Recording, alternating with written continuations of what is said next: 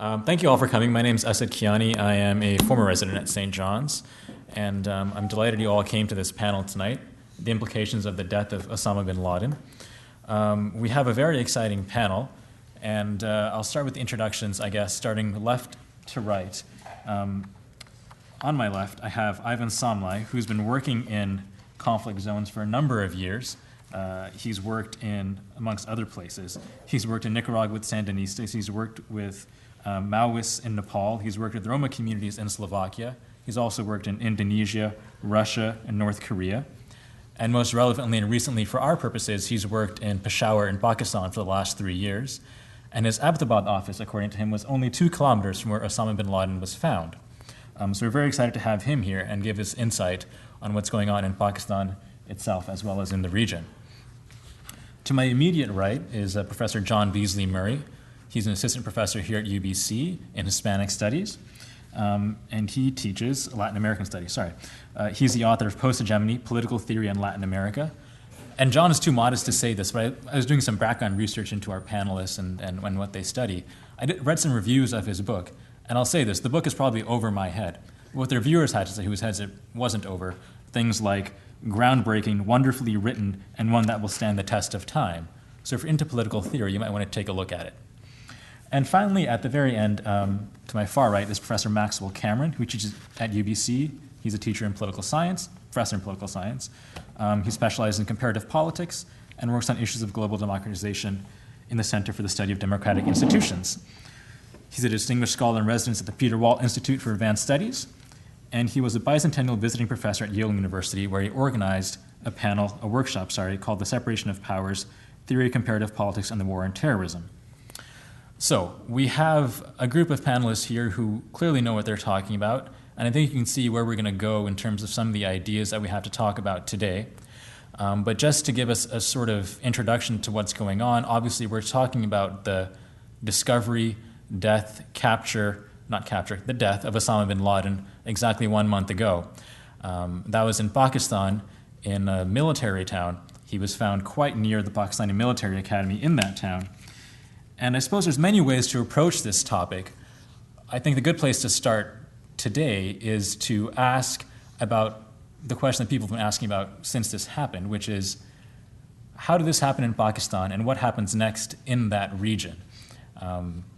Did anyone know about it? What impact does this have for the conflict and the development of that country?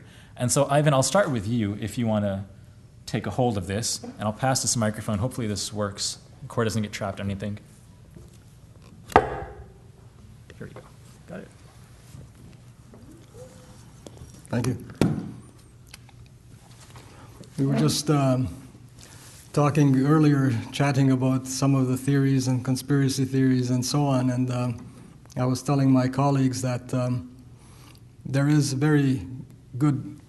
very good grounds for being skeptical about what happened in the first place, because during my 3-year tenure in the Khyber Pakhtunkhwa province where this happened, there had been at least 10 Al-Qaeda and 8 Taliban announced to have been killed by the Americans and or the Pakistani and or NATO forces, only to have them resurface days, weeks, or months later. Some, in fact, were killed later, but many were not. And with that background, and then the very swift disposal of the evidence, it is not too difficult to be skeptical about what happened. Abbottabad was, in fact, one of my offices, and I had on many occasions met with ISI, which is the Inter-Services Intelligence Directorate. They are everywhere. They permeate the place. It is very difficult to do anything, regardless how you disguise yourself or how you travel. They know who you are. And to me, it is absolutely inconceivable that some people did not know.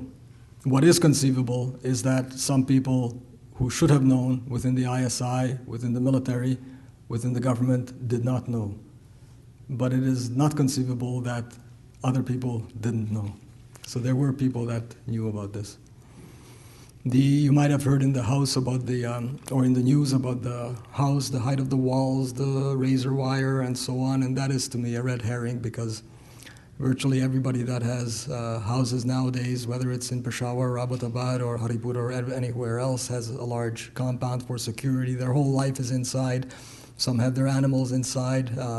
Some of the conservative Pashtun families don't want the women seen, and so on. So that itself is nothing at all unusual. What was another part of your question? I guess we're wondering what the implications are within the country itself for having found Osama bin Laden there. I think one of the immediate things is that both the government, the civilian and the military government, have been severely embarrassed. And I believe this will lead to hypersensitivity over anything happening along the borders or inside, and will exacerbate and exaggerate relatively minor issues. So this will cause, at least in the short run, more problems. And certainly there have been already major incursions again into Pakistan, although the same day Osama was captured. I have a copy, I don't have it here, but a copy of an Abbottabad paper. On the front page, Obama pledging that there will be no more cross-border raids without informing the Pakistani government. On the same page, he's saying that if we're pursuing high-level targets, we can come in. And in fact, 3 days ago, they did a similar raid into North Waziristan, which is in the federally Fatah area, federally administered tribal areas by the Afghan border. And several people were arrested, not killed, fortunately. They were arrested and whisked back into Afghanistan. So while the Pakistani government continues to express its displeasure with this and saying it will not tolerate it, it is forced to continue to tolerate it. And this will simply continue to exacerbate the tensions between Pakistan and the West. And I say the West, not just the United States, because when a NATO force has an incursion into the country, then of course there are other countries, including Canada, involved. Is that enough to start with? That's a fantastic starting point. Thanks. And I'm sorry, I was too eager to get into this. I rushed a little.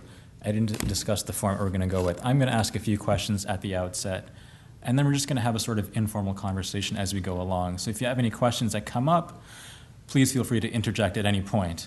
So if any questions right now as to what Ivan said? No? Okay, I'm going to go on to my next question, which is, what happens in terms of al-Qaeda's operations, in terms of the war on terror?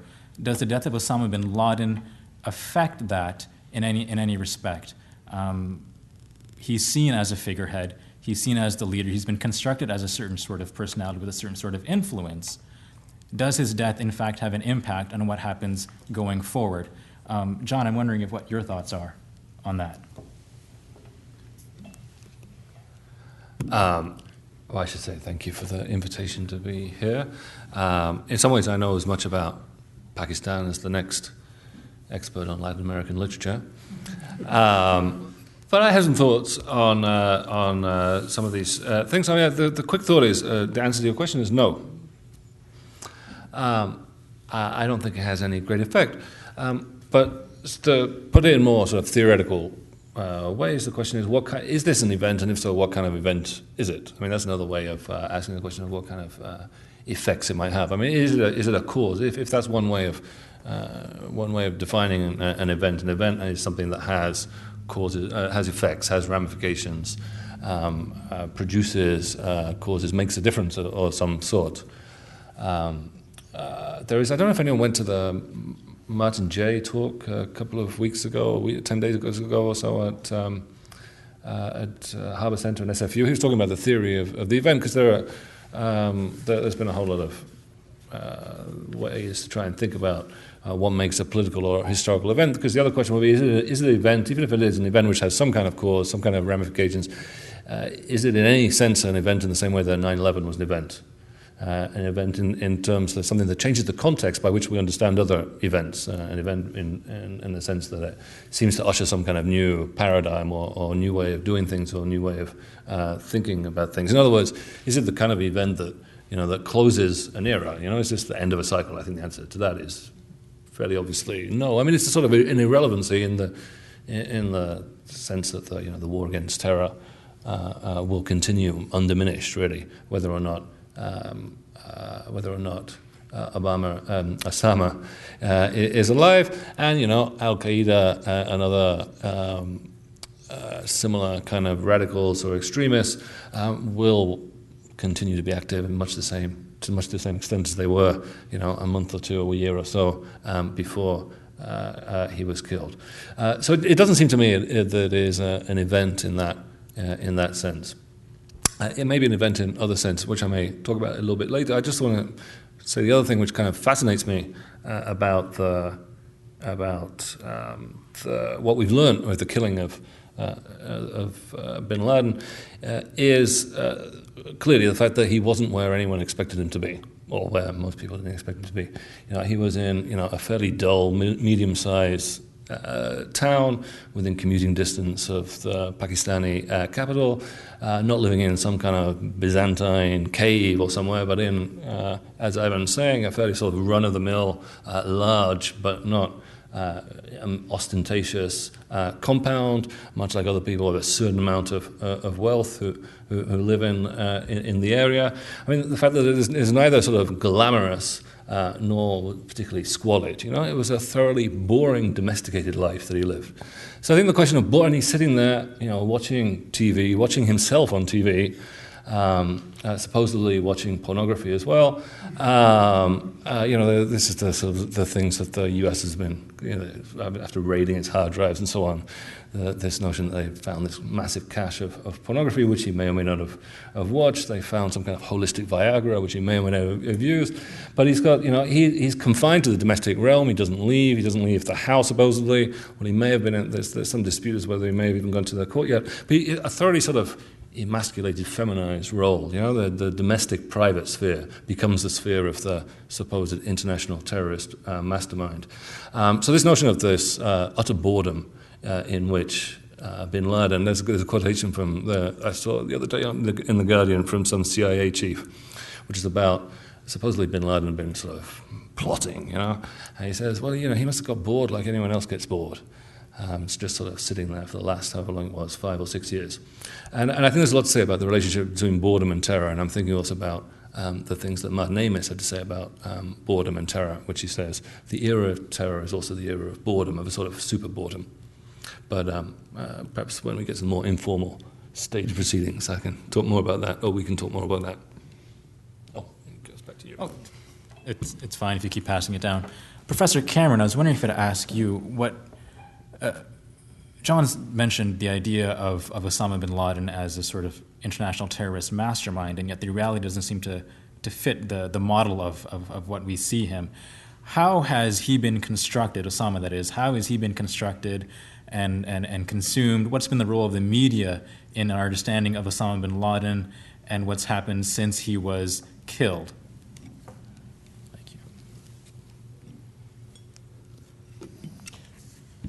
Those are all good questions.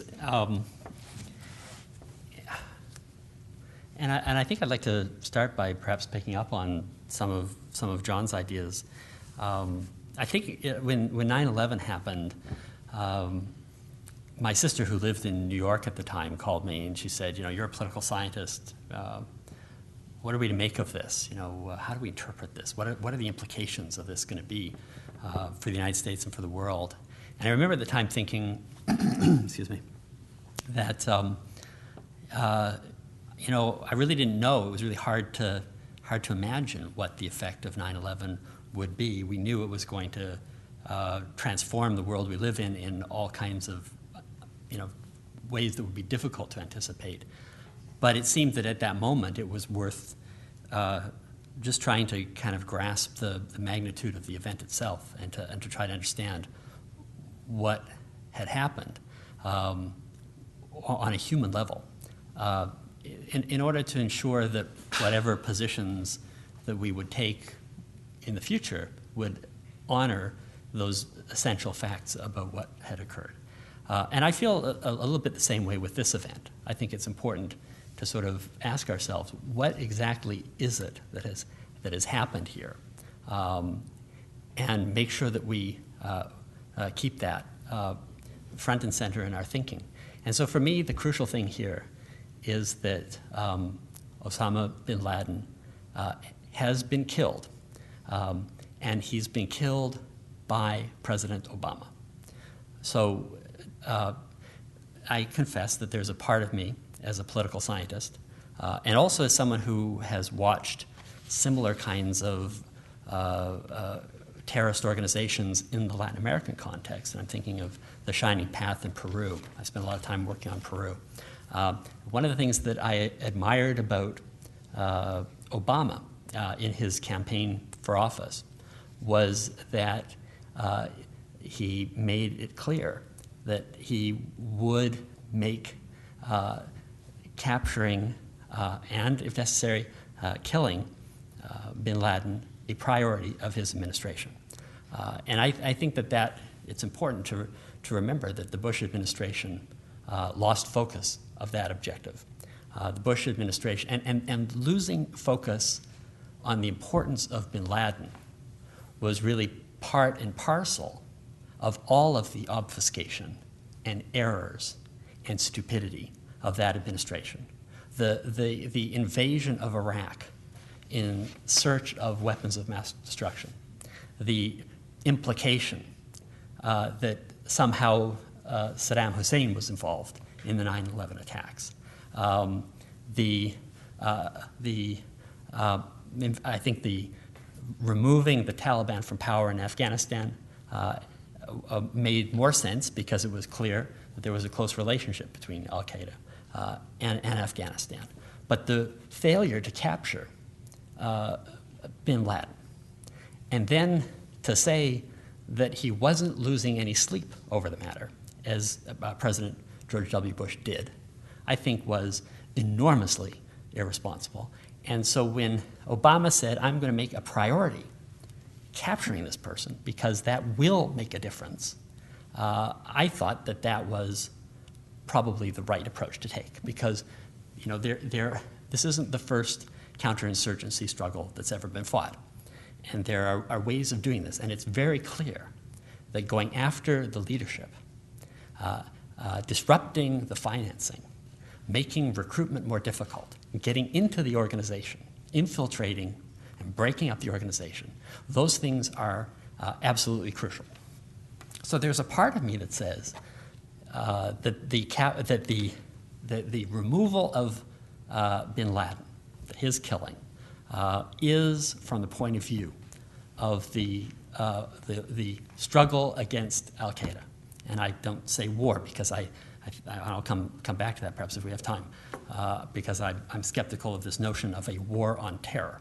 But clearly the importance of capturing or killing bin Laden, I think Obama got that. And so at one level, this is a big and important success for the U.S. administration. And one can't help but admire a president who within the space of a few hours is able to make Donald Trump look ridiculous, reveal his birth certificate, and capture bin Laden. So this was a masterstroke on the part of the Obama administration. Now, the problem that I have with it is that I think that this was as far as I can tell, and again, we operate in the context of lack of information. We lack crucial information to understand what has happened here. And I think it's important that we get more information about what occurred. But all indications are, as far as I can tell, and like John and Ivan and everyone here, all I can do is read the papers. I think there's every indication to believe that this was essentially an extrajudicial execution. This was an assassination, and that it was ordered directly by President Obama. So why does that seem to be the case? Because bin Laden was unarmed, because because Obama, in his address on that night after the events, said after an exchange of gunfire, Bin Laden was killed. I thought that was enormously significant. As soon as I heard that, I immediately thought this is an extrajudicial execution, because what he's saying is first there was a gunfight, and then he was killed. And in fact, every reconstruction of the events that I've seen indicates that is exactly what happened. There was a gunfight in the courtyard.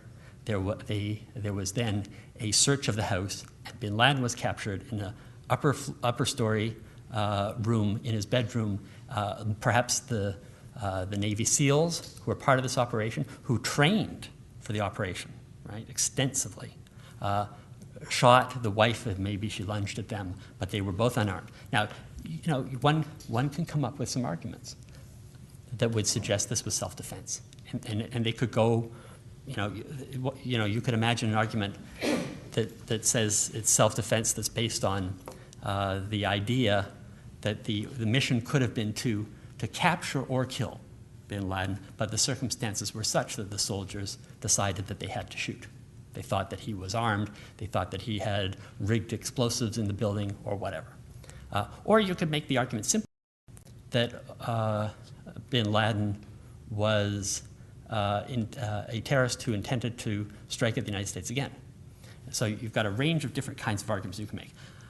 For reasons that I won't go into, I don't find these persuasive. But most importantly, I don't hear the administration making the argument that there was any attempt to capture him. And think about the significant intelligence value that capturing him might have had. Think of the significant propaganda value. Think of the significant value that would have had in terms of the next steps in the war or the struggle against al-Qaeda. So given that that's the case, I think that what we're dealing with here is fundamentally an assassination that I think we should then have a conversation here about whether we consider that legal. I think we should also have a conversation about whether we consider it just. So Obama's point was justice has been done. I think that's a question we need to have. And then I would just end with the 2 points, one to do with the media and one having to do with power. So on the point on power is this may have been simply an operation in which a group of highly trained U.S. soldiers stormed a building and killed a few people. Right? That may not seem impressive. But this, I think, was a spectacular demonstration of the enormous power of the American military machine, right?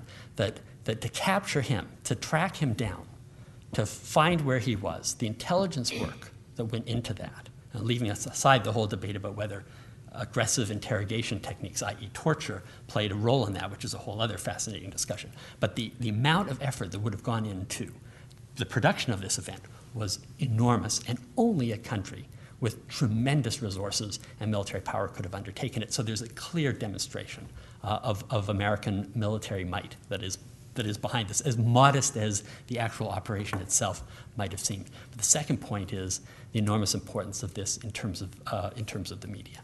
And I think that is a clear, that the importance of this event, above all, is the effect that it has of eliminating somebody who is seen as a symbol of opposition to the United States in the Middle East. And I guess the last point that I'll just add to that is there's a very interesting discussion I think we could also have about whether he was increasingly irrelevant in light of the Arab Spring. Had events largely overtaken Bin Laden and al-Qaeda, and if that's the case, is this killing of Bin Laden something that is helpful or a hindrance to that process of change that's occurring in the region? Does anybody have any questions in the audience? No? I have a question. I think Professor Cameron, you've raised a good point here about the relevance of Osama bin Laden, given what's been happening in the Middle East and North Africa the last number of months. But I want to go back to Ivan. I wonder if you could step in here and talk about the relevance of Osama, not to the Middle East and North Africa, but to Pakistan and the region there right now, and what's going to happen, and what has been happening, what's going to happen in that country, because there's a lot going on there, and it seems as if Al-Qaeda is going to have strength anywhere, if the Taliban are going to have strength anywhere, it seems like Pakistan is the hot spot right now. What's going to happen there?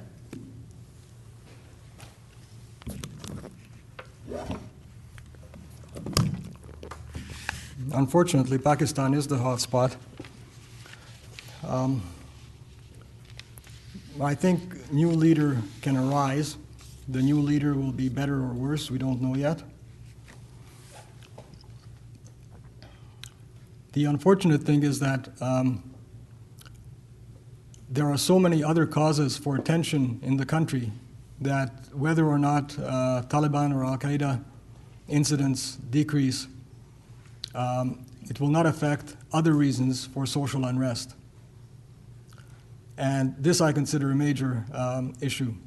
We're talking a lot about somebody important being killed. We're talking about what might happen militarily and whether incidents will increase or decrease. Somewhere along the line, we have to make an effort to try to go to the root causes of why this is continuing. And not only in Pakistan, there are many places where such tensions and insurgencies have been going on for 20, 30, 40, 50 years on the Indian subcontinent and elsewhere in the world. And not enough time and resources, compared to resources spent on the military, are spent at addressing social issues, which might diminish the opportunities for people, for masses or individuals to cross a particular psychological threshold and resort to violence where they don't see any other way. In Pakistan itself, I made a list for myself just before coming, but let me tell you that it was estimated that 10% of the gross domestic product was supposed to be spent on social services. And yet, in this current year's budget, 1.2% is being spent on education, and the average, the literacy rate is 57%. And health spending has declined to below 1%. Military spending has increased 16%. Tremendous inequities. We've got an economy in which less than 3% of the people pay taxes. How can government do anything without, that's how people build roads and buildings and offer the services that we were so used to from taxes. Every Pakistani man, woman, and child currently owes about 57,000 rupees. That's about, 60,000. What's the current exchange rate? It's about 80 to 1. 80 to 1. $1 is 80 rupees, so you can figure it out. It's a tremendous amount. Feudalism is sustained. Nepotism is sustained. Corruption is endemic. Posts are bought. People have told me frankly themselves that I have to ask for bribes because it cost me 15 lakh to obtain my post. Otherwise, I can't move up. I can't get a proper position. There's a disproportionate amount of foreign influence, especially from the Americans. USAID in the area where I worked in had a project of $750 million. Most of it, we could talk about this separately, but most of it went down the drain. Tremendous amount of sectarianism. The Ahmadiyas or the Ahmadis, which in Canada are considered Muslim, they consider themselves Muslim, are by law in Pakistan not Muslim, and they are being attacked. The Ismailis in some places who have done wonderful work in the country are attacked. The Sufis are attacked. Shias and Sunnis fight each other. Sunnis and Sunnis fight each other. Sunnis and Christians fight each other. Jews, there's one Jew left in Karachi. So even if it's not the real reason, even if religion really isn't the real reason, somehow people try to find ways to rationalize opposing and rationalize intolerance and violence. And then over on top of that, and again, we're not talking about the militarism yet, but over on top of that, we've got the natural and man-made disasters, the earthquakes and the floods and so on. There are over 4 million people still, the IDPs, internally displaced people within the country. The floods, which happened in July, August of this past year, damaged 10,000 schools. The bombings by the Taliban destroyed over 300 schools, and they have not been rebuilt. Over 3 million school-age children are not in school, and they're the next generation. And just this week, the government gave a heads up that in North Waziristan, which is just by the Afghan border, part of Fatah, there's going to be another military operation against the Taliban, and over 50,000 families are suggested to leave the place. 50,000 multiplied by approximately 6 people per family, so about 350,000 people minimum are being forced to leave or face the consequences of being bombed. Tremendous gender inequities. My first 6 months there, 5 women buried alive in the sand in Baluchistan for purportedly meeting men that weren't their husbands. If that's not bad enough, their member of parliament defended it in parliament as a cultural tradition. I have to balance that with there are very articulate groups and people and individuals, and there's tremendous effort being spent at fighting this type of traditionalism. But it exists. That's the thing. It's not unusual. It's every week event. Then you have the Taliban and the tribal factions. It's not just the Taliban. Tribes, many tribes fight each other. Criminal gangs have become involved with the Taliban, so that a lot of the kidnappings, if not most of them, are being done by criminal gangs, and they then turn them over to the Taliban, and it's the Taliban that do the negotiation for money. Over 300 suicide bombers are currently being trained in Waziristan. You have the ethno-sectarian violence in Karachi, which is tearing the city apart. You have a Baluch insurgency, which is gaining momentum, which started back in about 2004. You have Lashkars. The government can't handle the required military operations, so it arms local militias. They're called Lashkars. And these are fomenting segmentation. And then you have generally overall weak governance. And you have police absconding and frontier corps members absconding, not willing to fight because they know the Taliban in many cases are better equipped to fight in the area where they're fighting. And there is financial incentive for the Taliban to continue over and above all this, because the Americans have estimated to have paid up to $350 million to the Taliban for allowing safe passage of NATO resupply trucks through Pakistan into Afghanistan. So it's a very perverted environment we're working in there. And so I just try to show you how, Taliban aside, there are so many internal social issues that if the government and the people, civil society, do not address them and try to come to a peaceful resolution, then never mind the Taliban, there'll still be other types of social strife that can tear the country apart. And it's a beautiful, wonderful country. So one thing I'm taking, sorry, Tom, did you want to ask a question? No, it's okay, please.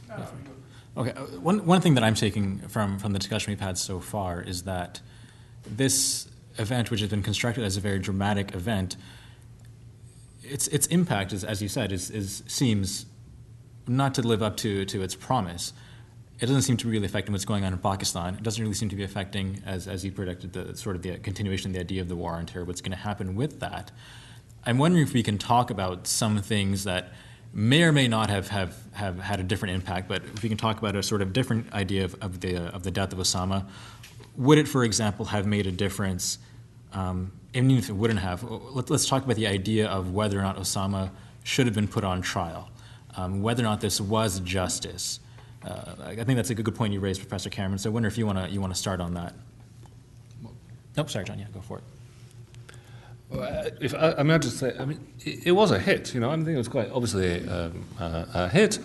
Extrajudicial assassination, if you like. I don't think there was, anyone seriously believes there was any real attempt to, read him his Miranda rights or anything like that, But I think there was, I want to go back to boredom a little. I mean, it was a thoroughly unexciting, sordid little operation, right? I mean, that's why it had to be all sexed up, right? All this notion of firefights and so on, and he grabbed his AK-47 and so on and so forth. No, the truth is that, they had, overwhelming force, again, as Max was saying, that met almost no opposition, one guy, shooting from behind the guest house door or something, quickly overpowered. The rest, they spend most of the time, gathering up these hard drives and little flash drives and so on and so forth, And they had a mechanical problem with the helicopter, and then they get out again. But it had to be all sort of sexed up, right? I mean, that seems to be typical of much of what we've seen in the so-called war against terror. I mean, the very notion of sexed up comes from the British controversy about the so-called dodgy dossier, the whole case against, in that case, Saddam Hussein had to be, sexed up, made more exciting, made more sort of real. This notion that, I can't remember what the allegation was. I don't know, they were 45 minutes away from aiming a nuke at, Norwich or something like that, It had to be, we had to feel this sort of false sense of urgency, and the same we saw in this, again, rather sordid hit whereby an overwhelming force kills an old and rather useless man who sits at home watching TV and porn, surrounded by his three, no doubt, squabbling wives and various children who are all wanting to, why can't we go out, Daddy? Why can't we go out?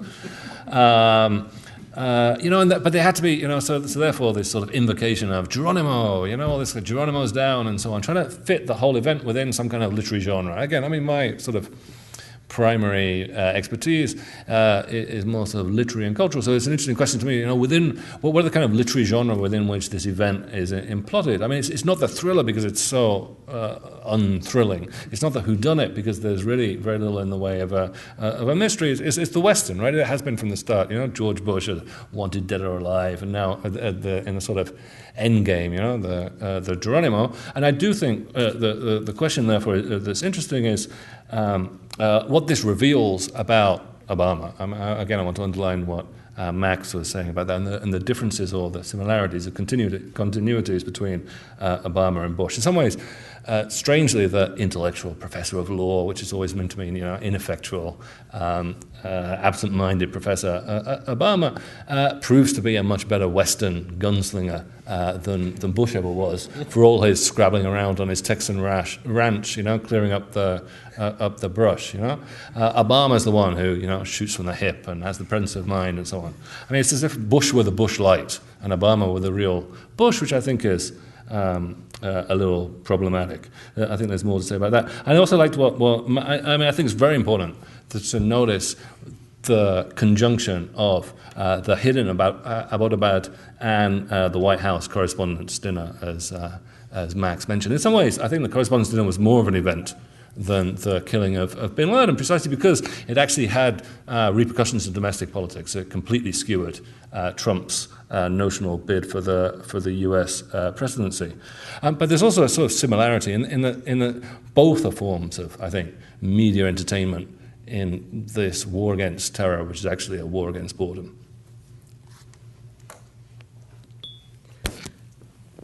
Yeah, I'd like to pursue the idea of to what extent was justice done.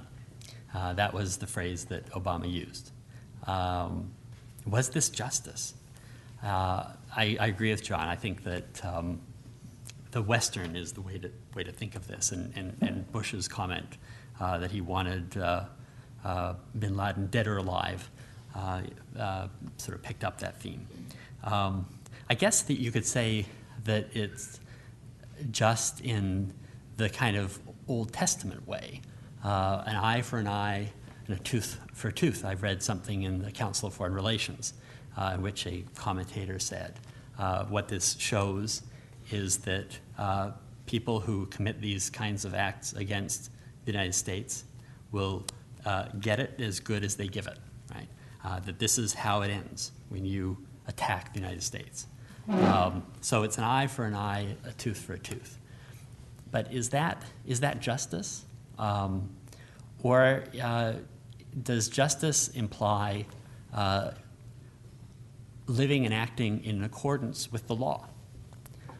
And is there any kind of law that is applicable here? Was this a violation of international law? Was it a violation of U.S. law? And I think these are questions that, that we have to ask ourselves.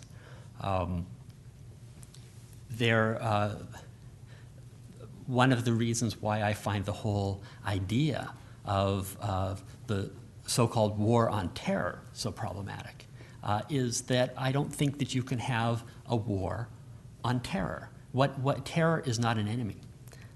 Terror or terrorism is a method. It's like having, as Bruce Ackerman puts it, a war on the blitzkrieg.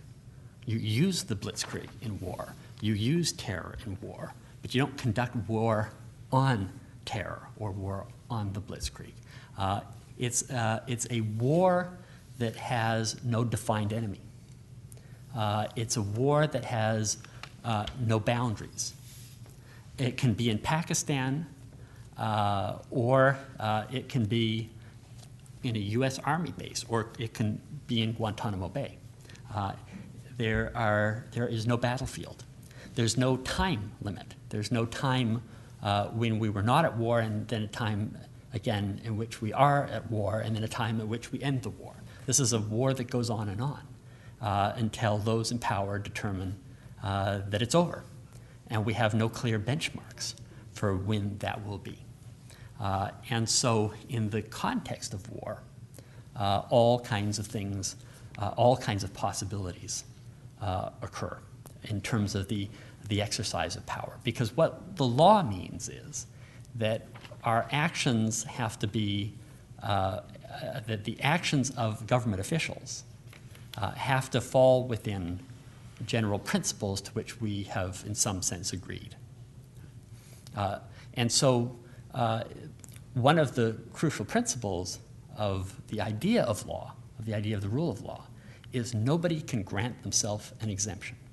So I go back to the question, is Obama legally able to say that he is personally allowed to identify an individual as an enemy of the United States and personally take responsibility for killing that individual? Because I believe that that is, in fact, what has happened. Now, the way that you reconcile that with some notion of the rule of law is by saying, well, he is, after all, the commander-in-chief, and we are, after all, at war. So in the context of war, as a commander of troops, you can order the killing of an individual, and you can do that even if the individual is unarmed on some understanding of self-defense, perhaps. But what this makes me wonder is whether what we're not seeing with the war on terror is a growing tendency of those in power to carve out spheres of exception for themselves. Right? So we believe in due process, but we've got this little place in Cuba called Guantanamo where we suspend that. We believe in due process, but not in the war on terror, which can happen anywhere in the world, and particularly in Pakistan or Afghanistan or Iraq or in any of those so-called theaters, to go back to the literary metaphor. You can think of borders as areas of exception. And increasingly, these areas of exception are occurring within our own systems. Think about the G20, think about the APEC protests, think about the Olympics, for that matter. Right? That the modern state is increasingly arrogating to itself the right to suspend the rules. And I think this is another instance of that. I brought with me a copy of a book by Sheldon Wolin, which is called Democracy, Inc., in which he argues that we live in states that are characterized by what he calls inverted totalitarianism. It's a totalitarianism that's projected outward at the world. The same kinds of uses of power that were typical of totalitarian regimes are increasingly deployed, not at home, and we're very conscious of trying to make the case that we are robust democracies with the rule of law at home. But we use these methods, the knock on the door at 1 o'clock in the morning, the jackboot on your neck, the killing outside of the rule of law. These kinds of things are used increasingly around the world, and I think that there's an obvious question, which is at what point do we become so habituated to those kinds of exercise of power that we start losing the ability to make the distinctions that we need to make to sustain a robust democracy based upon respect for fundamental rights and freedoms. Ivan just wants to jump in, and then I'll go in order. Tom, and then we're lucky enough to have a professor from Florida State here, who's also a law professor, to comment, I think. Oh, sorry.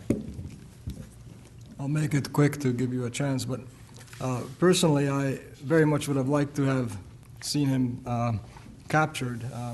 I figure with the different types of weapons disposable, at the very least to the American army, if nobody else, you could immobilize him. If you could immobilize a grizzly within 30 seconds, surely you could immobilize a human being. And by capturing him, you could probably extract a lot of useful information. And by showing him then to even just all the other NATO commanders or whatever in person, you could perhaps decrease the amount of skepticism that there might be as to if he was killed and how he was killed and so on.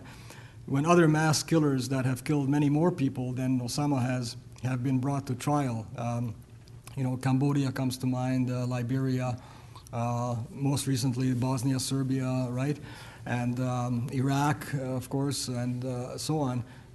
Why it's not at all out of order to see somebody like Osama brought to trial and face the world.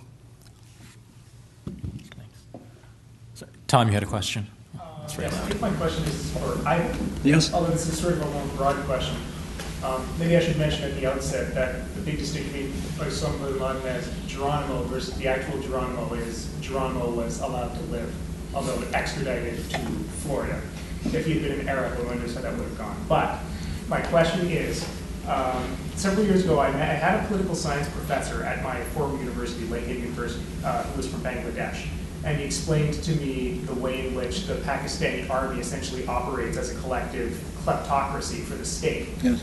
And one of the things he explained to me was that, and I think you probably know this better than I do, but I think this came in, especially in the 1980s under Zia-ul Haq, that in areas like Waziristan or in the northwest frontier, where the majority of the population, for instance, are Pashtun, one of the only major sources of funding that went in for development were extremist Sunni mosques financed by donors from Saudi Arabia. Or at least this was how he explained it to me.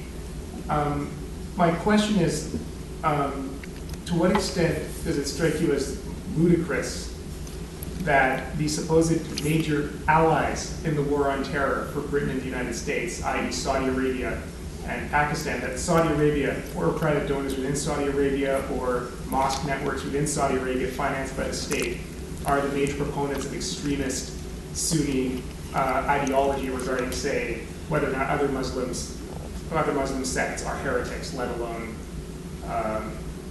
other things they may or may not like. And that Pakistan seems to be the major promoter of extremism within at least northern South Asia. I'd hate to extrapolate the work of some extremists and some psychopaths to the whole society. So I would very much not like to say that Pakistan itself is such and such, because on the whole, I find most of the people not wanting to be hurt, not wanting to blow anybody up, not wanting to, cause problems for anybody in the world. They're absolutely the same as you and I. So, but I know. But this Islamization started, to my understanding, and that's not my forte, in the time of Zia-ul Haq and also with Bhutto, Zulfikar Ali Bhutto. And both the CIA, of course, funded the ISI. It was its proxy to help with the war against Russians and so on. And then it got out of control. Once the Russians left, there was still a lot of power, a lot of ammunition, a lot of other motivation, money, and so on left for these renegade groups to continue on their own. And it just rolled on from there. And yes, there were a lot of madrasas developed, not only in Pakistan, but also Pakistan itself then exported these. A whole slew of them were developed in Nepal, where there did not used to be madrasas to begin with. And most of them in the beginning were in fact geared towards graduating a particular type of student that would serve the the type of fighting they wanted to do. But there are a lot of them that are respected, and I visited some myself, where poorer people, this is the only place poorer people can go. And in fact, many are voluntarily under government regulation. They have regular government curriculum as well. Over and above that, they have much more religious studies as well. But they are respected and doing well. So certainly not all madrasas are bad, but a lot of them have developed as such. And the government currently is trying to control them, to monitor them. But when I see the type of monitoring they are unable to do with regular schools and what they're unable to do with the other social services, it's sort of a pipe dream right now that all of a sudden they can control these well-established madrasas. But on paper, they are trying to do that. Adam Hirsch. I am a law professor at Florida State University, and I studied under Bruce Ackerman, as a matter of fact. Oh, good. But I don't do international law, I do inheritance law. But what little I know about international law would suggest to me that there's really no question that this was an extra legal act. You should be sharing the exercise yard with Mladic right now in The Hague. But and it did kind of surprise me that there's been less debate about this in the United States than one might expect. Obama's comment shortly after the event in his first extended interview, when asked about the legality of the act, and he, of course, himself is a former law professor at the University of Chicago, was that anyone who didn't consider this act appropriate should get his head examined. That was his metaphor. But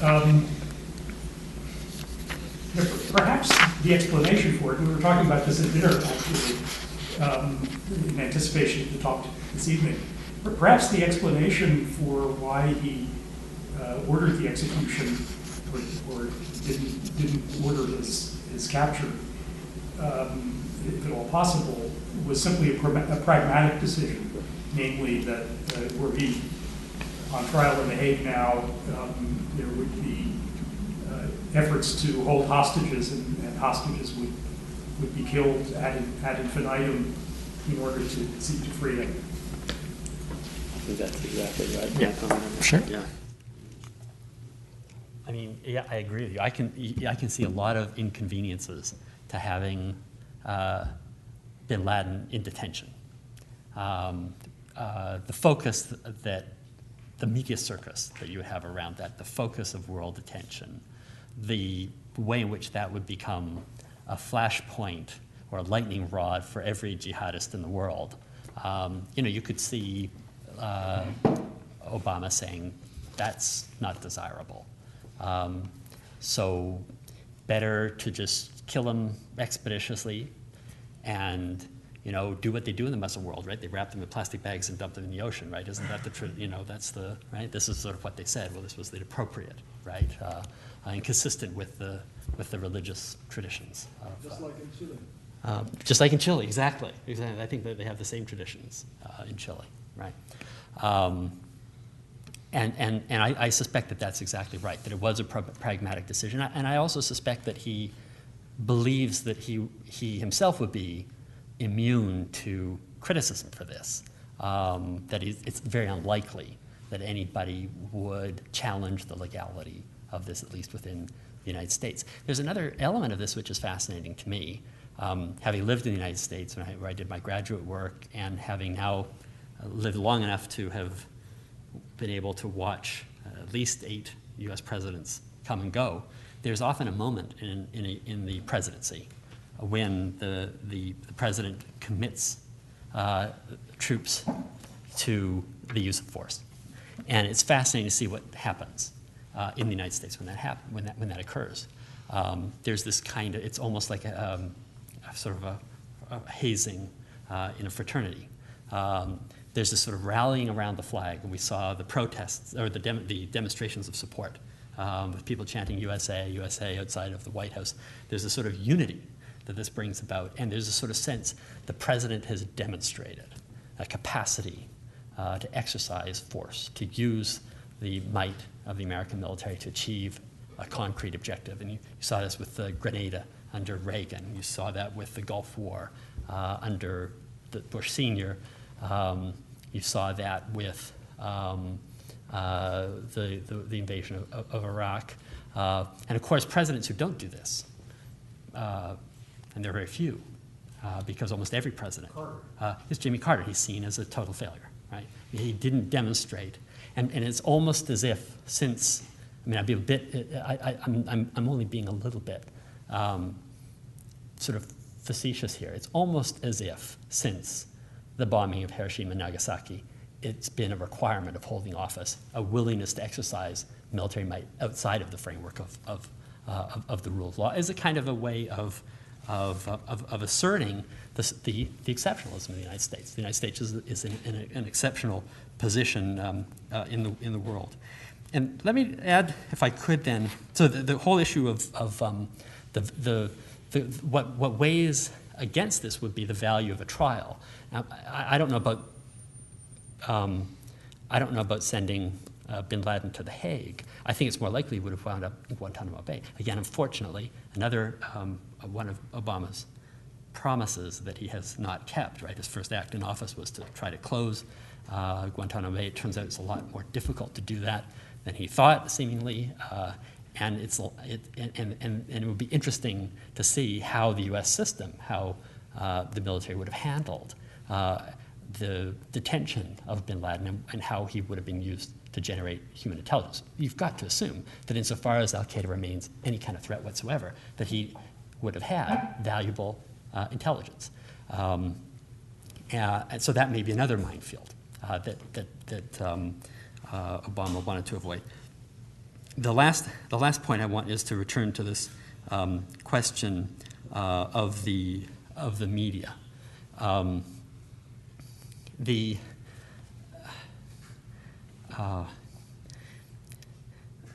think there's a sense in which one of the things that the media does is it makes the world a lot smaller. And in Egypt, I taught a course this last term on media and political power, and we watched the events unfold in Egypt. And one of the things that I think was remarkable about this was the way in which everybody in my class and people around the world felt drawn into the events in Egypt, because we were able to watch it in real time. We were able to watch it on CNN, or if you're like me, you've got your Guardian app in your iPod, and you're getting live updates. And whether that actually influences events, and there's reason to believe that, in fact, social media did have some role to play in encouraging the events as they unfolded, it certainly makes us feel connected to them. There's a sense in which the distance between us is a lot smaller. And what that means is we share both triumphs and failures around the world in a way in which we never did before. Bill McKibben was here recently and, of course, was asked about the nuclear disaster in Japan. And his response to that was to say, we are living at the limits of what the planet can tolerate. There are so many people on Earth, and we're so interconnected, and we're making such demands on the planet that events like this are going to happen with more and more regularity. 50 years ago, there were a handful of nuclear power plants. 20 years ago, there were hundreds. Now there are nuclear power plants all over the world. You're going to get accidents. We live in a world in which people like Bin Laden are able to impact us. And I think two things are happening here. One of the things that's fascinating about the Bin Ladens is, what are they? They're contractors. They're builders. These people love roads. They love phones. They love airplanes. Bin Laden's father was killed in an airplane crash. The whole Bin Laden family is fascinated with planes. They tried to start a telephone business in the United States. They built roads across Saudi Arabia. They built mosques and so forth. These are people who like to build things, and what that does is it connects you to the world. They have this ambivalent relationship in the sense that on the one hand, the world is getting closer together. We're building the infrastructure that brings us together, but that also means you can't get away from the values that they detest. And at the same time, the values that they detest are being affected by the way in which people are responding to it. There really is a quality of McWorld versus, what was the phrase, jihad versus McWorld, quality to this kind of confrontation, with the world becoming smaller and smaller because of media, and as a consequence, we're thrown into closer quarters with one another, so that Bin Laden can't escape the impinging of the West, of values, commercialism, and so forth that he detests, or maybe uses secretly in private, but publicly detests, while at the same time he's able to inflict effects or have inflict costs on precisely that world that he does hate so much, or did. I just want to say one thing very quickly. To agree with Max that what counts at the moment is the question of the state of exception. This is why this is the Wild West that becomes the dominant narrative, right? Because it's an appeal to the moment before sovereignty fully establishes itself. This is essentially a posse, right? This is Pat Garrett and Billy the Kid, crossing the lines, crossing the state territory, crossing the international border, make a hit and come out. Where I think I disagree with Max, though, is the notion that one appeals to the rule of law against the state of exception. The rule of law is unimaginable without the state of exception. That's what sovereignty is. That's the establishment of the rule of law, is the enfolding of exceptionality. Now, obviously, the problem, therefore, the Constitution is how to corral, essentially, exceptionality within strict limits. In fact, you were talking about that at dinner, Bruce Ackerman's notion of course, we need a state of exception. We have to have a state of exception, otherwise you don't have a rule of law, otherwise you don't have sovereignty. The problem is, how do you prevent it getting out of hand? But it always inevitably gets out of the hand. That's the problem. And Obama, of course, it was a hit again, but Obama's justification is that he was acting as sovereign, he was acting as sheriff, he was acting as the guy who'd come to clear up the mess. He was acting as the hero in any of those John Wayne films. I suggest the problem is the state of exception. The problem is also sovereignty itself. Thanks. I wonder if we could pick up on a point that Max had raised, and that was sort of the idea of the arrogation of power and this exceptionalism, but also going from that, the idea that there is continual conflict, and U.S. presidents have been involved in this for the most part. Everyone seems to get involved in a conflict, either major or minor, depending on how your perspective on that goes. And we seem to agree that the death of Osama bin Laden will not affect the pursuit of the war on terror, at least in the short or medium term. I want to sort of add to that and then ask a question to you, John. What I would add to that is that the House of Representatives in the United States passed a draft bill that they called the Defense Authorization Bill immediately after the death of Osama bin Laden. And it seems to allow for the war on terror to continue indefinitely against anyone. And so I'll read you the relevant part. And it says, this section would affirm that the United States is engaged in an armed conflict with al-Qaeda, the Taliban, and associated forces pursuant to the authorization for the use of military force. This section would also affirm that the President's authority pursuant to the authorization for use of military force includes the authority to detain certain belligerents until the termination of hostilities. So it's a legislation, it seems, of an interminable war in that sense. My question, John, is how has Osama bin Laden been constructed, and who replaces him now in this interminable war? What does happen with this idea of this unending war?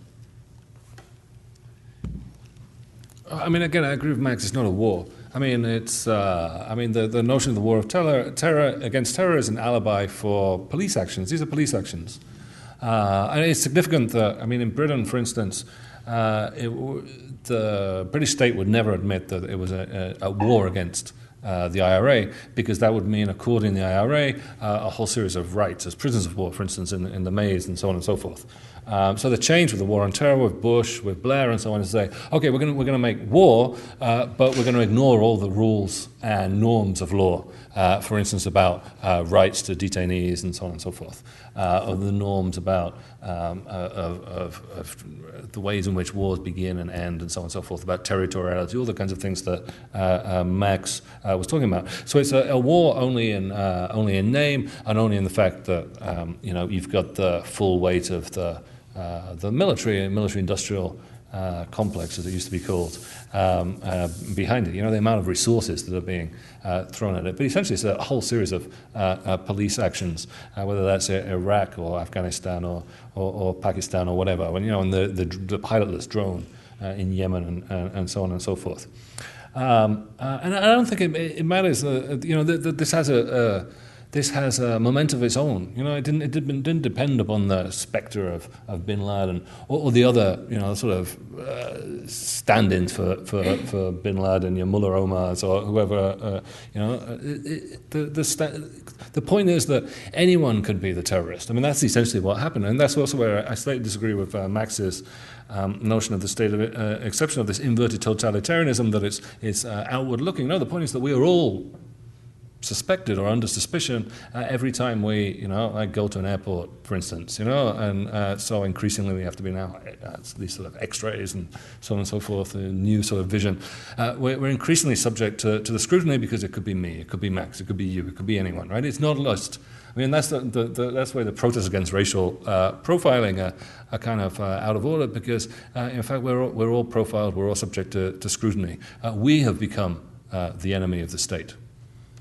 Is that one of the benefits of having a like quote-unquote war against terror, is that you don't have to have someone to fight against? You have a concept, you can slide people in and out. Oh, yeah. Oh, absolutely. Oh, absolutely. Sorry, Max, you wanted to? Yeah. I think we have to be careful here with some of the concepts that we're using. I think that the idea that the law is what the sovereign decides, which is essentially the position that John takes, is a conception of the rule of law, which is very different from my own. In fact, it's a conception of the rule of law that is essentially totalitarian. I think the rule of law comes from agreement among citizens who consider themselves to be free and equal consociates under the law, who agree upon a set of procedures for making the law and ensure that the decisions that are taken by everyone, without exception, are subject to that law and can be reviewed, so that that's really the essence of the question here.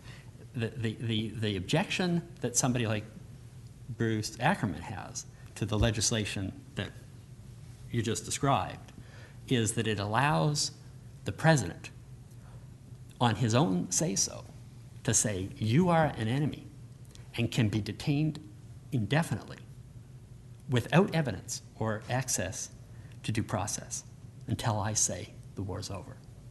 That is not compatible with the rule of law. It's not. There's no proper understanding.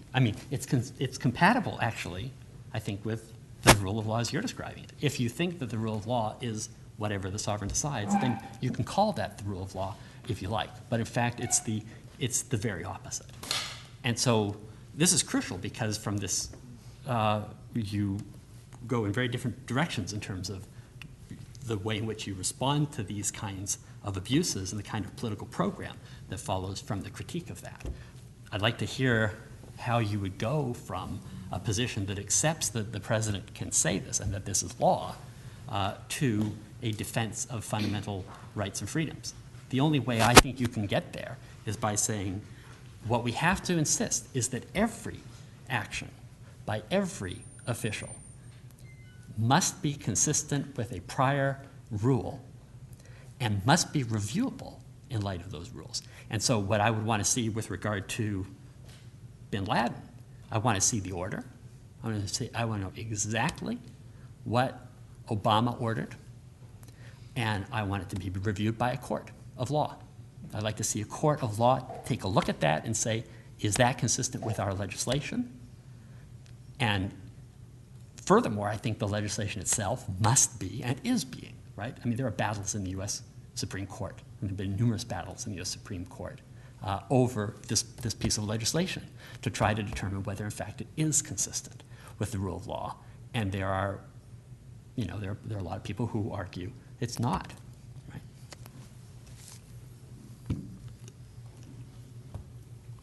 I just say I'm so glad that Max agrees with me.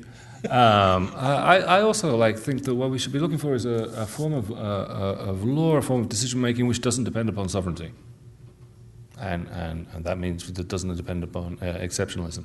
But it's the sovereign is he who decides on the exception. And if you want a state form that includes a sovereign moment or a sovereign point of decision making, then you've automatically got a state of exception. So Max and I together waging war against sovereignty, which is quite marvelous. Ivan, you wanted to. Let me start by giving an example from, very briefly, my work in Slovakia with the Roma, the Gypsies, where the end result of several years' work in one area was that a newly elected town council, which was very rightist, supported Michiar's party,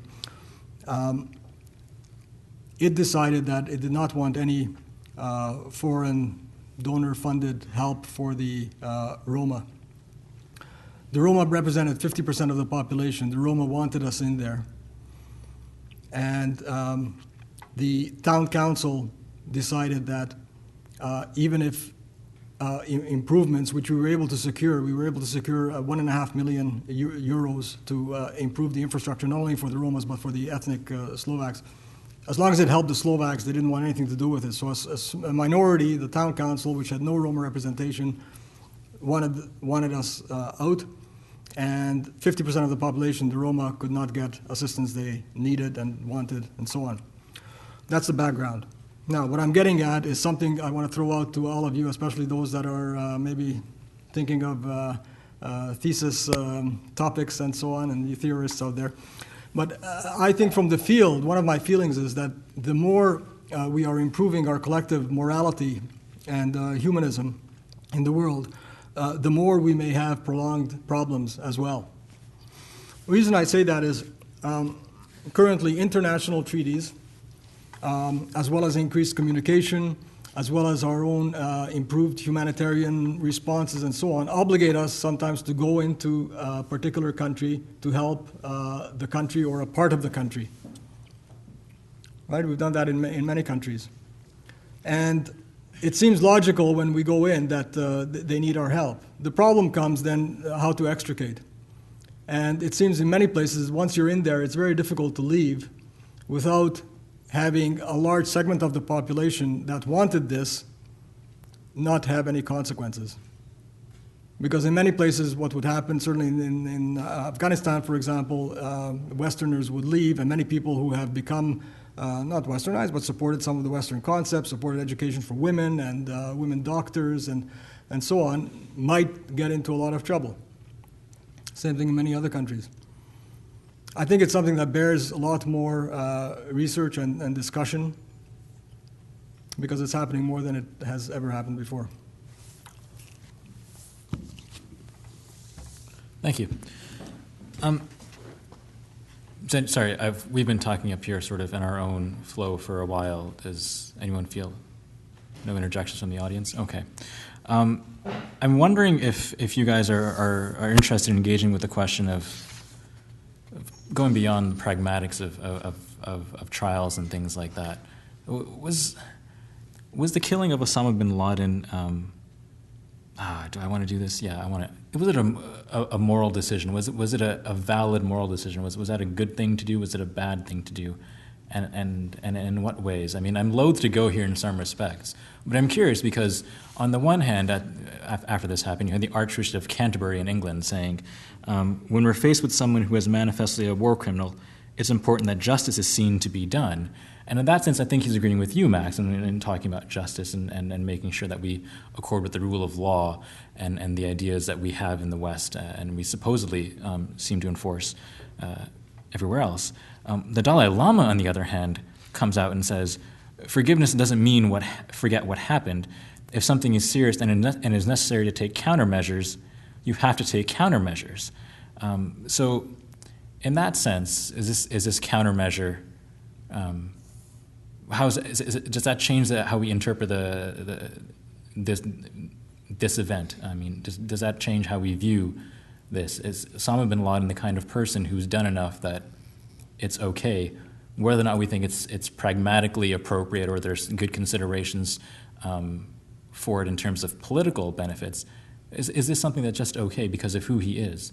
Even if we do try, as Ivan pointed out, and you guys pointed out, that Ratko Mladic is responsible for genocide, he's going on trial shortly. Would that be okay as well? I mean, are these guys sort of beyond the point of where we bother?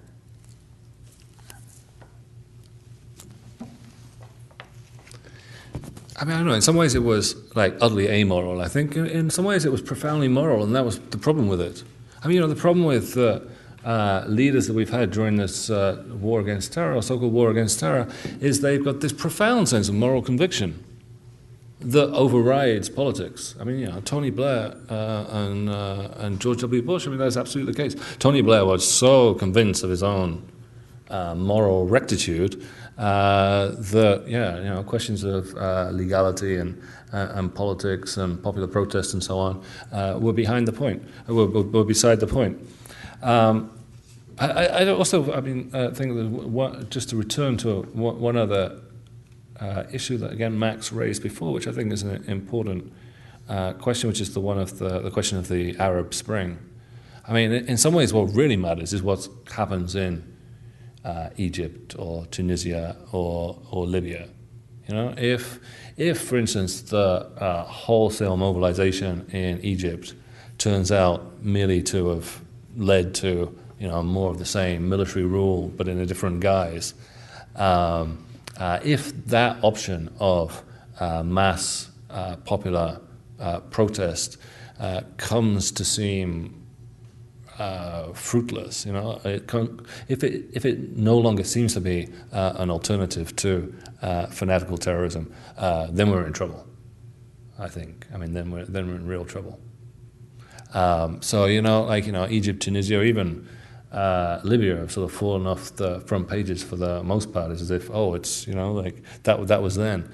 I think we need to continue to interest ourselves in what happens in those countries, even after the overthrow of Mubarak, for instance, because it's on what happens afterwards that our future is going to be decided.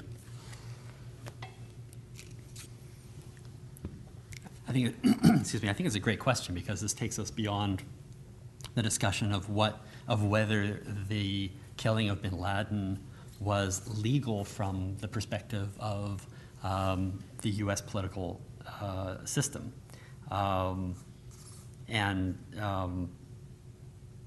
there's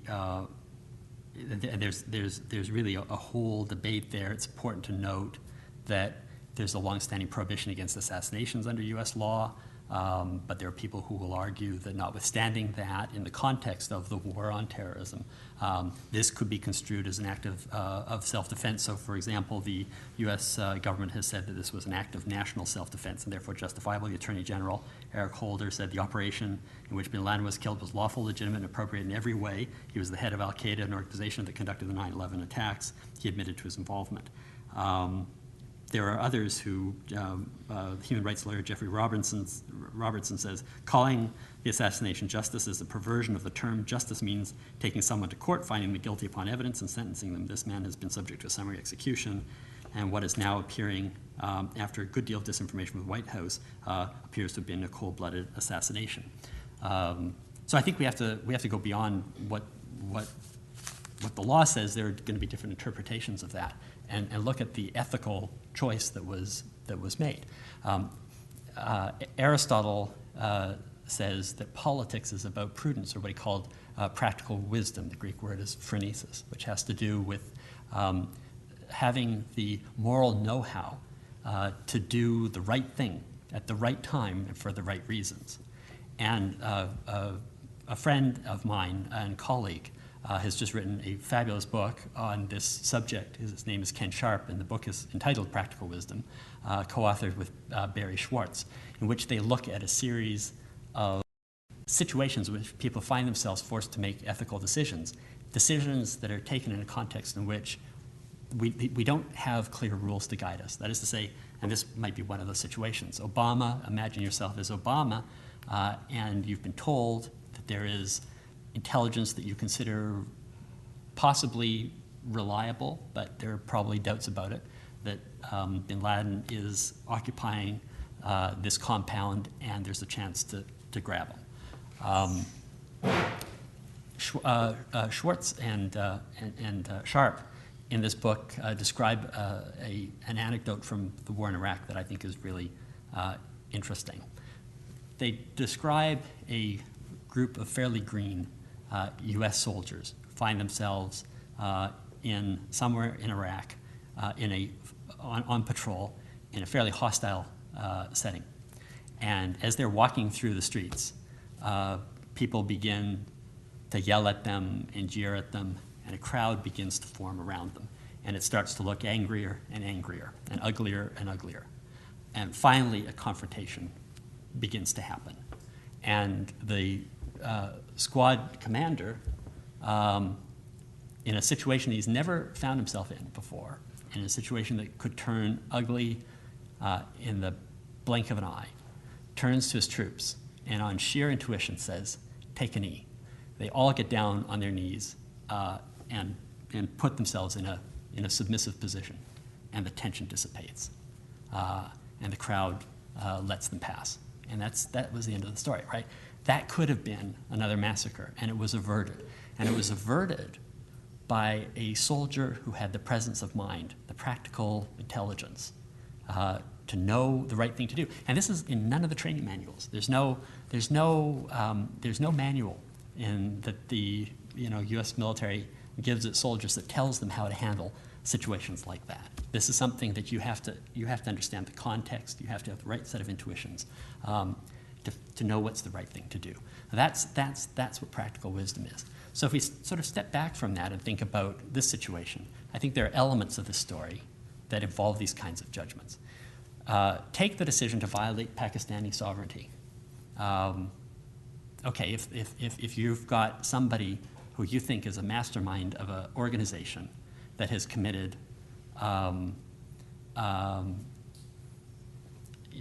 appalling acts of mass murder, right, and who is committed to continuing on that course of action, you weigh the chance of apprehending that person against the damage you do to a country that is already, let's say, a fickle ally in your struggle against this organization.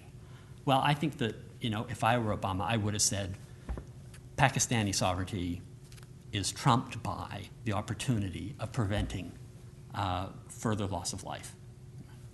So the decision to go into Pakistan, I think, was a wise one. Right? The fact that it turns out that Obama was right, that the intelligence was right, that in fact Bin Laden was there, suggests that he had some luck on his side. Maybe the intelligence was good. What troubles me is the decision to kill him, as opposed to apprehending him and taking him out. And there I can see arguments on both sides. I think there are valid arguments for saying having Bin Laden alive, apprehending him and thinking that you can bring him back to the United States or anywhere else and having some sort of trial entails a series of risks and costs that are greater than the immoral act of killing him and others in that compound, including, for example, his wife or somebody who might be an innocent bystander, or the risks, right, of that operation. So that troubles me.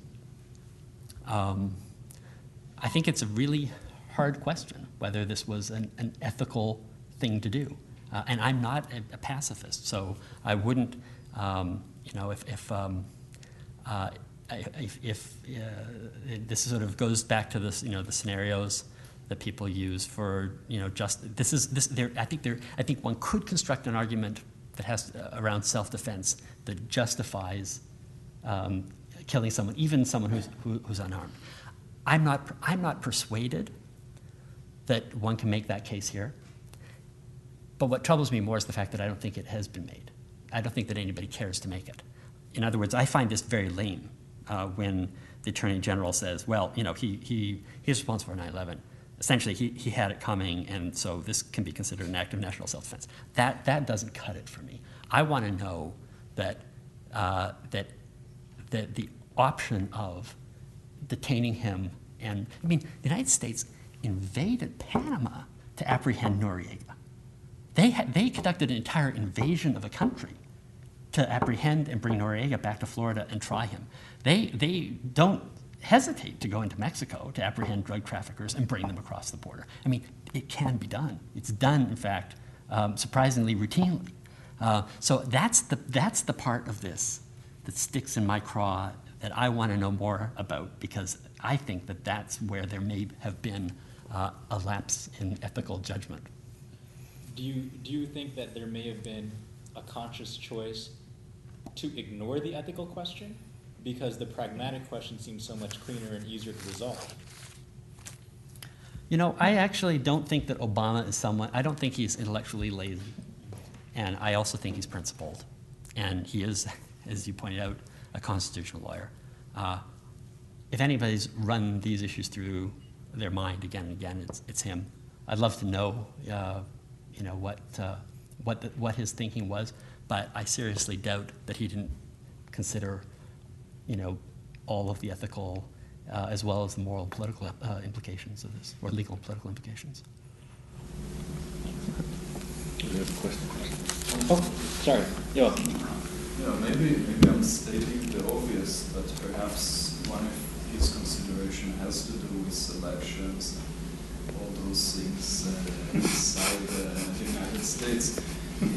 Because I remember I grew up in Israel, and at the time in 1996 there was a prime minister, and he had also a problem with his image, so he organized some kind of an operation to kill a mastermind of terror, a Hamas person. They gave him a cell phone, they called the cell phone, blew up, he died, and he was very happy, and he thought he was going to win the elections, and 2 weeks afterwards there were 4 deadly terror attacks, and he lost the elections. And there was another event too, with the Hezbollah at the time, I was thinking the early 90s, that they killed the leader of the Hezbollah at the time, and they were very happy. But then came the current leader, who is much more capable, and there was a horrible terror attack in Argentina. So there is perhaps also this kind of consideration: what is going to be the retaliation? Maybe Al-Qaeda now is incapable, maybe they cannot do as much, but perhaps someone else can come, so we don't know that as well. That's another issue. Yeah. Though he timed it terribly wrong if he was timing it for the elections, and we're still sort of 2 years away, right? Although there's the speculation that the whole thing was rushed because WikiLeaks, the latest batch of WikiLeaks, was, I forget exactly what it threatened to reveal. They threatened to reveal that they were on Bin Laden's case. But yeah, if it's that kind of sort of Machiavellian realpolitik, then everyone will have forgotten about it in 6 months, it seems to me. But I'm struck by Max's notion that Panama is the good model to have followed. I'm just saying there are many precedents For apprehending people inside the U.S. Yeah, Tom. Well, I might just respond. The Panama thing, but these issues, these instances, though, are, with the case of Mexico, it's a matter of going maybe within 100 miles of the border on the other side, or in the case of Panama, going maybe a couple hundred miles south. And from anecdotal things I've seen, it's difficult enough to find people in the federal services in the United States who speak Spanish, let alone people who speak Pashtun, or who speak Urdu, or who speak Arabic. I mean, that snide comment is all I've done. Except the CIA was there. The CIA was renting a house down the road for the past 6 months. You know, I mean, Abbottabad was just crawling with ISI, CIA, and Al Qaeda. You know, it's you know, for the past several years, Sorry, and no one noticed each other. Yeah, Max, you were saying that, and I agree with you, it's one of the considerations that we're weighing the consequences of killing him versus not killing him. But I think if we look at what has happened since his supposed demise, it's become worse, in fact, not any better. There have been much more killings, and major establishments have been attacked, like the naval base and so on. And these were all predicted by the Taliban. It isn't new when they carried out whatever they had predicted. If it doesn't continue, maybe it's an aberration, but if it does, then perhaps it's something to portend for the future. And the other point, you know, that is really disturbing about this is that in weighing the loss of life in Pakistan or Afghanistan versus weighing the loss of life for the U.S., it's very clear that you know, in Obama's thinking, losing one Navy SEAL would be an issue, but a little bit of collateral damage would not be a problem, right? So, and that's you know, and it's actually horrific. Some of the stuff that I've read, the commentary in the United States about this is people say, well, look, you know, dropping bombs, firing cruise missiles. Look, you know, Clinton did that in an attempt to get Bin Laden, and there was no blowback against that. So we can drop stuff from the sky, and nobody raises these moral objections. But as soon as we put boots on the ground, suddenly there's a whole legal question. Well, you know, I think that's a very troubling statement on the nature of and the exercise of U.S. power, which is it is the way in which the United States fights wars is designed to minimize the casualties to U.S. troops. That is seen as enormously morally significant. The collateral damage on the ground, the effects that this has, if there are then, you know, shops blown up or suicide bombs in Karachi or in Afghanistan, you know, those are not considered to be significant problems, right? But if if a single Navy SEAL is lost, then that's an issue. So I think that's a problem of imbalance, of lacking the sense of proportion, right? It's the sense of proportionality, which has to be present. I mean, even if, because as I said, you know, I don't think one can think through these issues if you take a strictly pacifist point of view, none of this makes any sense. But if you think about this from the perspective of what would be a judicious use of force, one has to have the humanity to see each death as being morally equivalent, and that's part of what leads me to want to know why the option of detaining and bringing him to trial was not considered, quite apart from the potential value that would have in terms of the counterinsurgency struggle. And boots not being on the ground.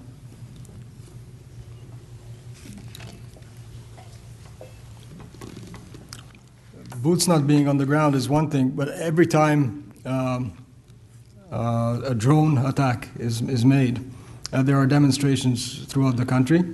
And there's much more hatred shown against the United States. I mean, surely that must be considered because it affects the relationship between the countries. So that's a good point. There's drone attacks constantly, and people are dying constantly. Constantly. And those are not the source of outrage. We don't hear people saying, what's the legality of this? And we should, right? I just, like one thing that occurs to me that should probably be considered is that there may be a dissociation between the decision-making that occurs at the level of President Obama and people close to him and what's then communicated to the country and the rest of the world. See, it strikes me as well as someone who's very reflective and who would not weigh loss of life lightly, regardless of whether it's his own country or those from other countries. Yet, at the same time, there's a particular narrative that is very strong in the country that he might feel an obligation to conform to when explaining his decisions. So I think it's just, I wonder what you guys think about whether he has some kind of responsibility to try and communicate the complexity of the decisions and trying to change the national kind of narrative of these events in a way that doesn't seem to be happening at the moment. They apparently did inform the Pakistani government 15 minutes prior to the attack itself. And the reason that they were not informed before that is because of mistrust. As I noted in the beginning, there are elements both within the ISI, within the military, and within the civilian government that are linked with Al-Qaeda. And are hardcore fundamentalist Islamists. And so there's a tremendous amount of mistrust between the two governments on that respect. And it's very difficult to find the truth because there are good people there too, obviously. They couldn't take the risk. They had informed the government, they had done many joint operations before, and historically they found out that in many cases people flew the coop before they got to them because the news got out.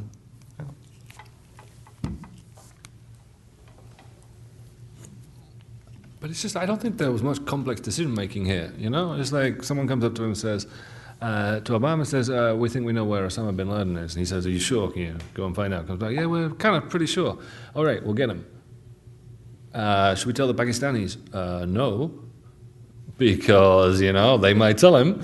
All right then. That's the big decision, as far as I can understand, was whether they do it by drone and by bombing. You know, humanitarian interventionism from 35,000 feet as pioneered by Blair and Clinton, or whether they send the posse in to do it sort of mano a mano, as it were. You know. But I don't think there was any really very complicated decision-making going on here. And this is also not a betrayal. And I mean, it's unlike the Guantanamo example. I mean, Obama in the presidential debates, he's going on about Pakistan's the issue. We need more drone attacks. I mean, like he says, Iraq, this is a mess. I mean, he's about the efficient. He is Mr. Efficient. In that sense, again, Bush is Bush light, and Obama's the one who goes in, takes the action, takes the man out, does what has to be done, and comes out. That's why people voted for him, and that's what he's given you. And this is somebody who actually voted for him, I believe, Max. The vote is supposed to be secret. That's why they call it no drama. That's right. Yeah, I don't, didn't you see that photograph of them sitting there around the table, the whole cabinet gathered, right? There's Hillary, there's Panetta, there's Obama. He looks like the smallest guy in the room. He's like this, and he described afterwards this being, I forget what he said, it was 45 of the most terrifying, difficult moments of his life. Now, it's possible that what he was thinking is this my Jimmy Carter moment? Are these copters going to crash and all my soldiers going to be killed and I look like a total idiot and then I never get reelected? So he's rolled the dice and his reelection is at stake. But I actually think I give him more credit than that. I think that he really must have weighed. I mean, I don't think you could send into battle and directly order an operation like that and put so many lives at stake and not weigh that being someone with his intelligence and principle. But I agree with you. I think there's a disjuncture between the thought that goes into this. Now, part of this is explicable in terms of what the policy process looks like and some very clear constraints that he operates under. But I think in general, I think it would be fair to say that we haven't had a full explanation of this, and we deserve it, and the public deserves it. But if it's true of Obama, surely it's true with even more force for our own leadership, right? We haven't even had a clear statement of why we're in Afghanistan, and we're now about to pull out, having declared that the country's no longer a threat or something. I mean, it's absolutely facile. The discourse around the war, why we're there, what we're doing, and why we're leaving, is an insult to our intelligence. I don't think that our leaders believe, and I think that's unfortunate. I think that's really unfortunate because really, my view is, if you spell it out to the public, if you make the case, you can get people to follow you, and the consequence is that we don't have these unreal wars going on in parts of the world we don't really understand, where we're engaged in often morally dubious actions that just deepen the cynicism about our political process. I think it's a very nice observation you made, though. So we'll take one more question, I think, and then we're going to have to wrap it up, I'm afraid. Yeah. I think the earlier discussion around the notion of loss of life and equivalence of life is very interesting, because the fact that we're able to have this dialogue and try to find legitimacy in the operation is interesting, because in fact the material consequences of that operation isn't actually impact us more than inconveniences in airplanes and possibly policies that may kind of get us upset. But in fact, how do we now communicate this to the broader world, the majority of the world? We're actually pretty upset, and the ones who are going to face the material consequences. And because if you look at the folks that have actually died in most of these terror attacks, it's not us on this side of the world, right? It's not folks in Europe, it's actually folks everywhere else. And so how do we now feel safe because of our actions and policies of our governments? When we do go abroad, particularly.